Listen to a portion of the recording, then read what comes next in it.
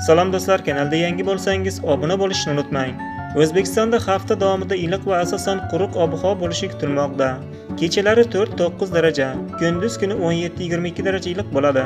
Tog'li hududlarda 11-12 mart kuni vaqti bilan yomg'ir yog'adi, qor yog'ishi kutilmoqda.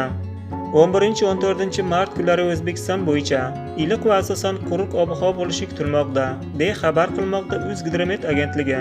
Faqat Samarqand va Qashqadaryo, Surxondaryo viloyatida dushanbaning ikkinchi yarmida, seshanba kuni Surxondaryo viloyatining ba'zi joylarida biroz yomg'ir yog'ishi kutilmoqda.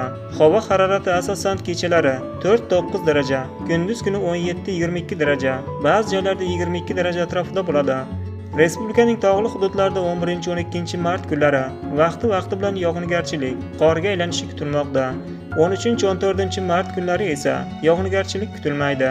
Bugun yetkazmoqchi bo'lgan xabarlar shu edi. Salomat bo'ling. Bizni kuzatishda davom eting.